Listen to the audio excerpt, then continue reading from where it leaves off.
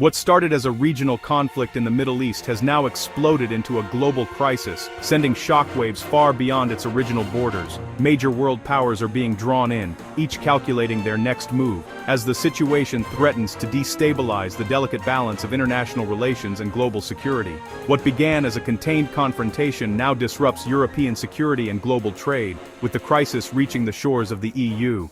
Ports are paralyzed, supply chains are breaking down, and the economic impact is being felt in cities and towns across the continent.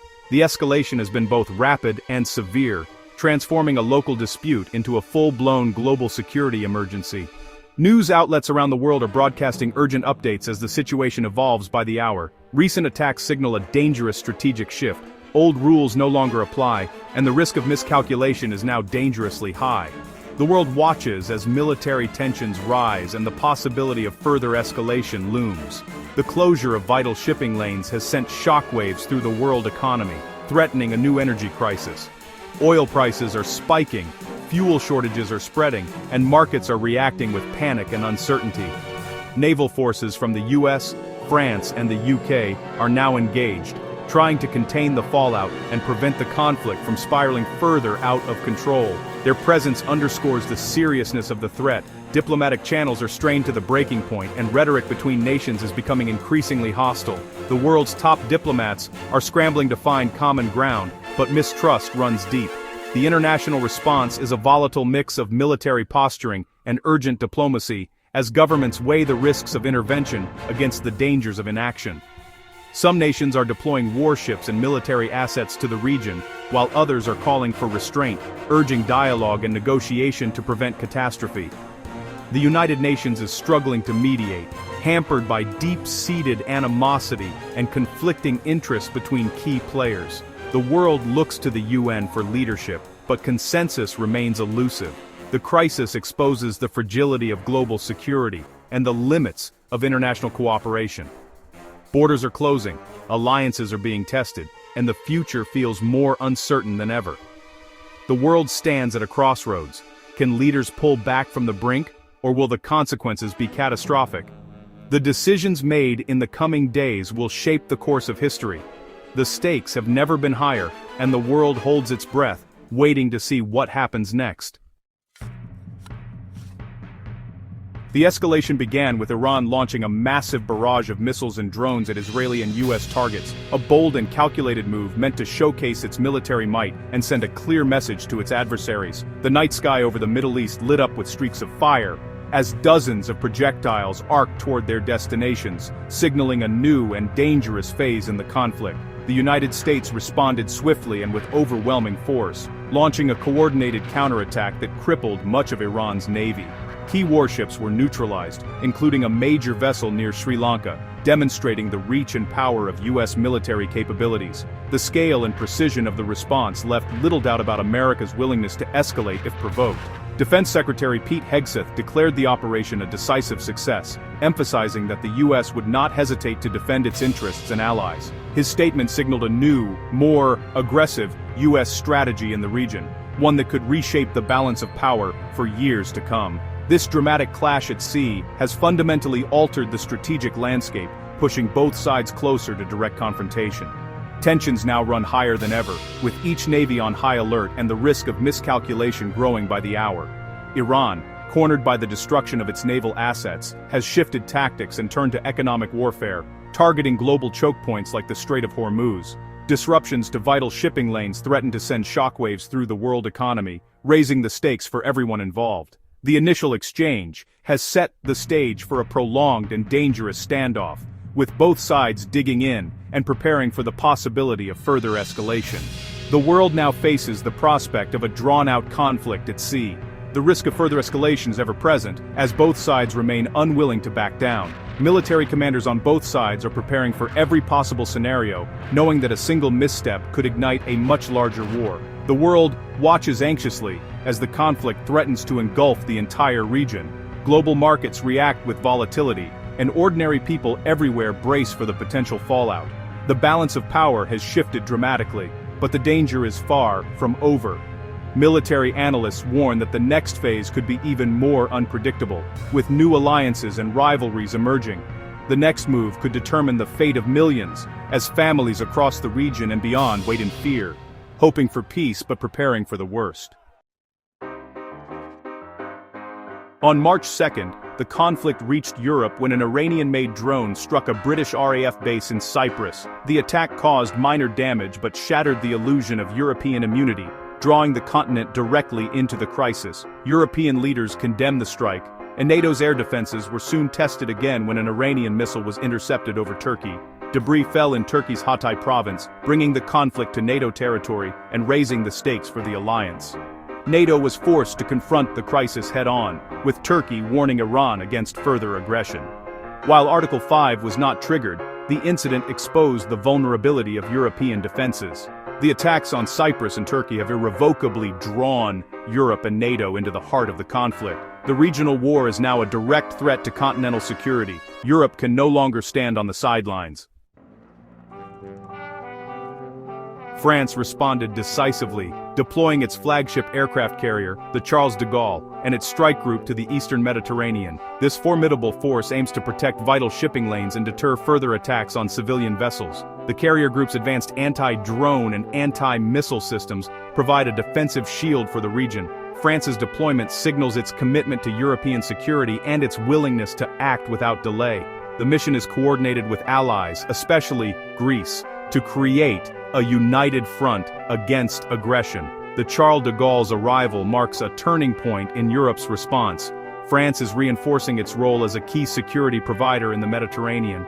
The deployment is both a deterrent and a statement of resolve. Europe is no longer passive, it is actively shaping the outcome. The crisis has redefined the balance of power in the region. The Strait of Hormuz, a vital artery for global oil and energy supplies, has now become a war zone, sending shockwaves through international markets and governments alike. This narrow waterway, just 21 miles wide at its narrowest point, is responsible for the transit of nearly a fifth of the world's oil. After losing much of its navy in earlier clashes, Iran declared the strait closed, threatening to target any vessel attempting passage. The announcement was swift and unequivocal, backed by a show of force along the coastline. Shipping traffic plummeted overnight as companies scrambled to reroute or halt journeys, creating a maritime gridlock that stretched for miles. The once busy lanes now sit eerily empty, a stark contrast to their usual congestion. Hundreds of commercial vessels are stranded at sea, their crews on high alert amid rising tensions and uncertainty. Many have been forced to anchor offshore, waiting anxiously for any sign of resolution or safe passage.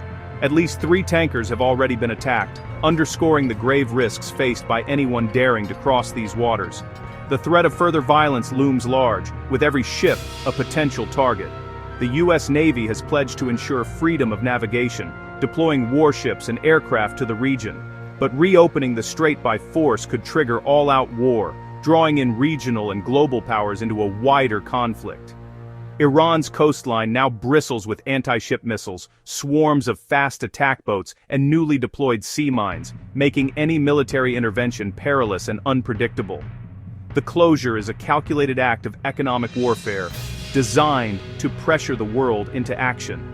Oil prices have surged, and financial markets reel from the uncertainty. The global economy is now hostage to events in the Gulf, with supply chains disrupted, and energy costs soaring for millions around the world.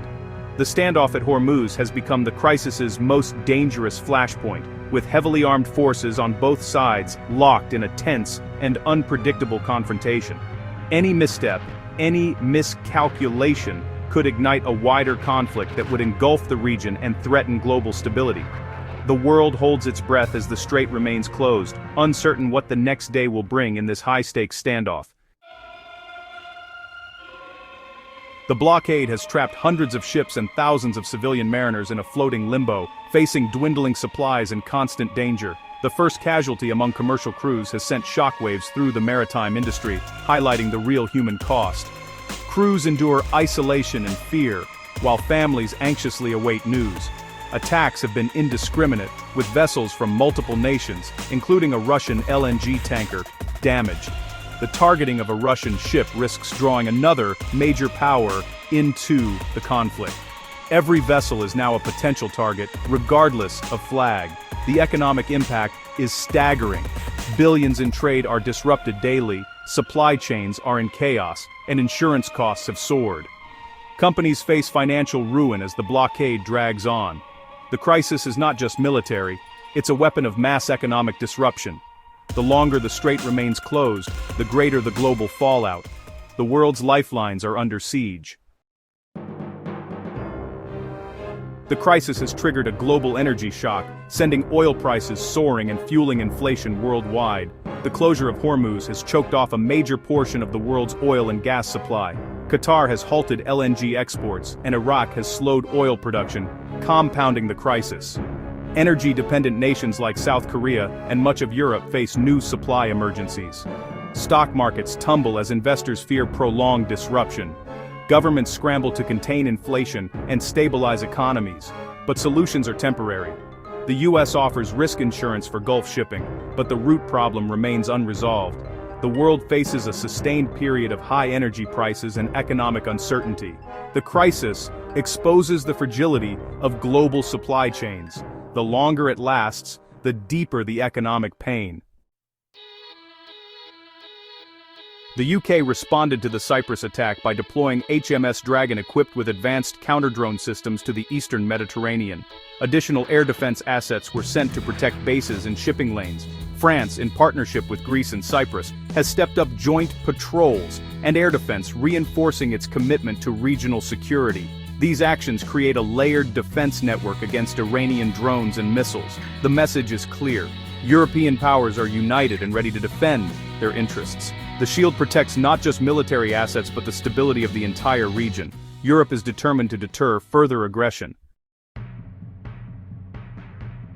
The region stands on the brink, with every move risking a wider war. Diplomatic efforts struggle against the momentum of conflict, while global markets reel from the shock. Europe's security has been directly challenged, forcing a strategic rethink. Behind the scenes, intelligence operations and internal power struggles add new layers of volatility.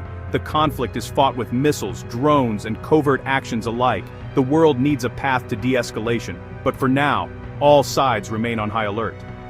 The next incident could trigger uncontrollable escalation. Until reason prevails, the world can only watch and wait. The stakes are nothing less than global stability.